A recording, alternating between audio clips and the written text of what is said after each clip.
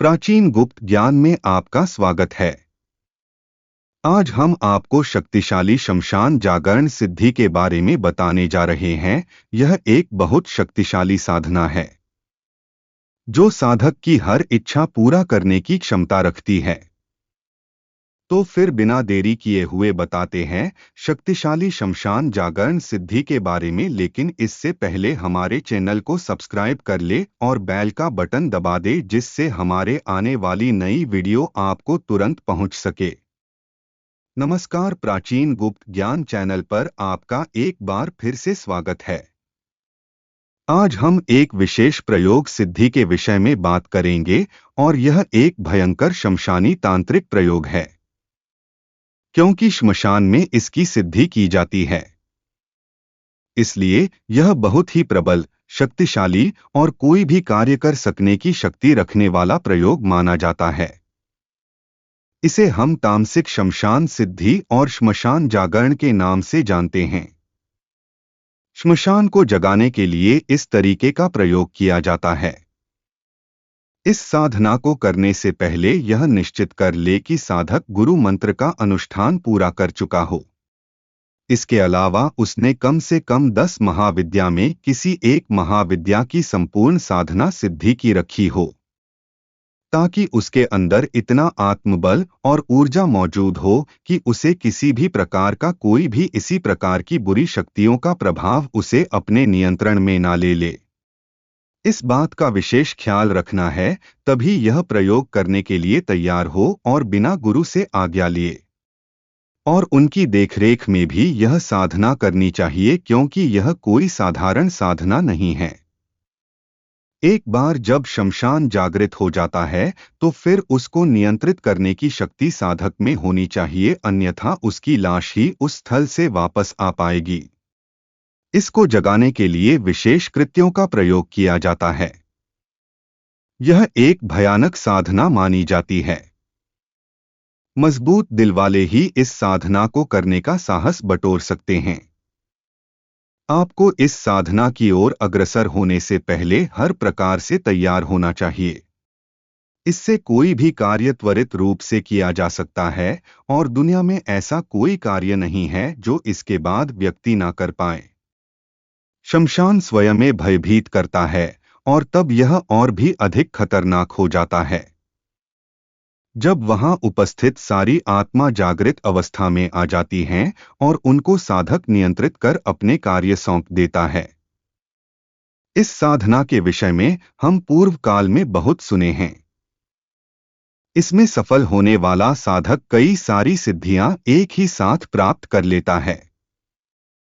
लेकिन बाल बच्चेदार घर परिवार में रहने वाले व्यक्तियों के लिए यह साधना उत्तम नहीं मानी जाती हैं, क्योंकि सिद्धियां उनके साथ में रहने लगती हैं और तब ऐसा साधक अपने जीवन और खासतौर से पारिवारिक जीवन में सुखी रहना उसका मुश्किल रहता है, क्योंकि ऐसी शक्तियां परिवार के अन्य सदस्यों के ऊपर भी प्रभाव डालती हैं। इसको करने से पहले व्यक्ति पूरी तरह सांसारिक बंधनों को त्याग दें, तभी ऐसा प्रयोग करने जाएं।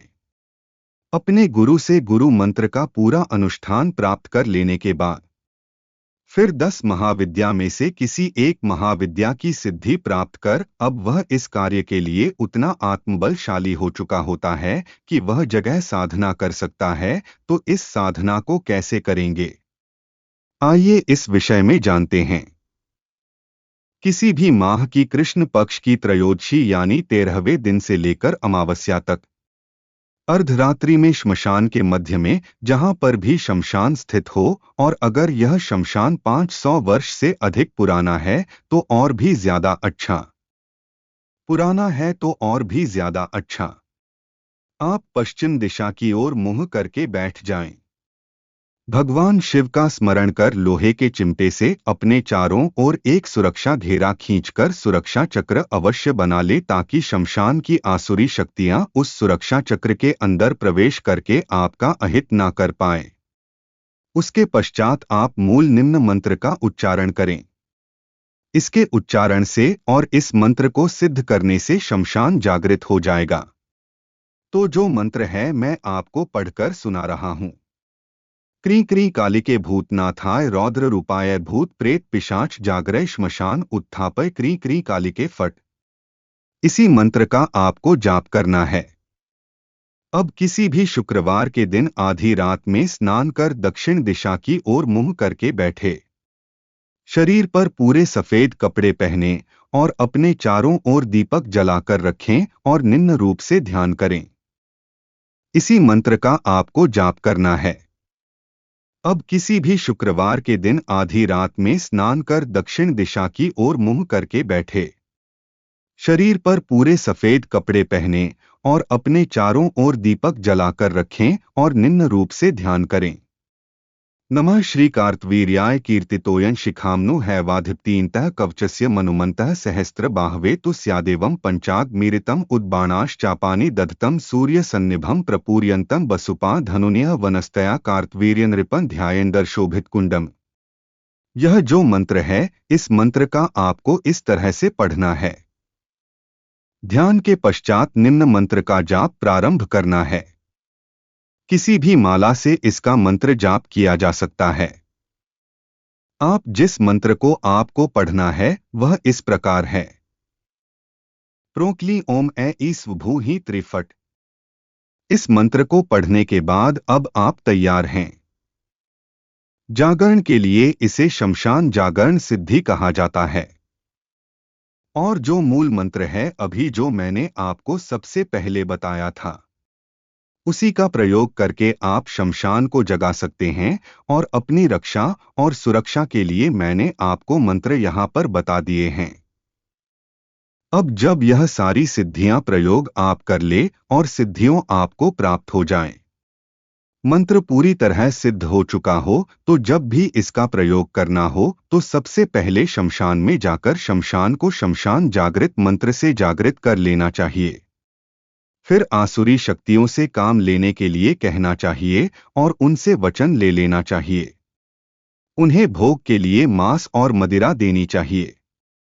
भोग का सामान आपके पास पहले से ही उपलब्ध रहना चाहिए, वरना जैसे ही आसुरी शक्तियां आपका कार्य करके लौटेंगे, उस वक्त यदि आपने उन्हें भोग देने में देरी की तो फिर आपको उनके हमले से कोई भी नहीं बचा पाएगा, क्योंकि कार्य करने के बाद इन्हें तीव्र भूख लगती है और उस वक्त इन शक्तियों को भोग मिलने में देरी नहीं होनी चाहिए। जो भी काम आप इन्हें सौंपेंगे वह यह सारी आत्माएं जाकर करेंगे। इसमें कई तरह के पिशाच भूत प्रेत विभिन्न प्रकार की चुड़ैल इत्यादि कई तरह की शक्तियां सम्मिलित रहती हैं। कहते हैं शमशान जागृत करने वाला साधक अतुलनीय बलशाली होता है और इसको कोई नहीं रोक सकता, सिवाय 10 महाविद्या साधक और महामंत्र का जाप करने वाला कोई साधक जिसने स्वयं माता जगदम्बा, भगवान शिव या भगवान विष्णु, गणेश और सूर्य की मूल साधना की हो। तो इनके अतिरिक्त कोई भी आपको नहीं रोक सकता है। इतनी अधिक शक्ति होती है क्योंकि इसमें आपके साथ एक आत्मा नहीं बल्कि कई हजार आत्माएं आपका कार्य करने के लिए निकलती हैं। उस क्षेत्र में जितनी भी आत्माएं निवास करती हैं वह सारी की सारी जागृत हो जाती है और फिर वह साधक उन्हें सामने जो भी कार्य सौंपता है, चाहे वह मारण, मोहन, वशीकरण, उच्चाटन इत्यादि हो, वह सारे कार्यों को कर डालती है। इसके अलावा सबसे ज्यादा इनका प्रयोग मारण तंत्र में किया जाता है, लेकिन यह सारे तंत्र अच्छे नहीं माने जाते हैं क्योंकि इन शक्तियों का स्वभाव बुरा ही होता है। इसलिए अच्छा साधक ऐसी साधना करके अपना परलोक ना बिगड़े। क्योंकि आप शक्तियों के आनंद में किसी का अहित कर रहे हैं तो उसका फल भी आपको इस जन्म अथवा अगले जन्म में भुगतना पड़ेगा। इसीलिए ऐसी साधनाओं के विषय में मैं ज्ञान नहीं देता हूं, लेकिन यहाँ पर जानकारी के लिए आपको अवश्य ही पूरी जो विधि है उसका वर्णन मैंने यहाँ पर किया है। बाकी व्यक्ति अपने कर्मों के लिए स्वयं ही जिम्मेदार होता है।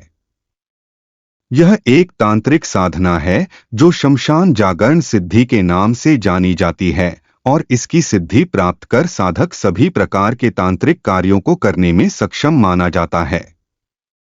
तो यह था शमशान जागरण सिद्धि प्रयोग। अगर आपको आज का वीडियो पसंद आया है तो लाइक करें, शेयर करें, सब्सक्राइब करें। आपका दिन मंगलमय हो। धन्यवाद।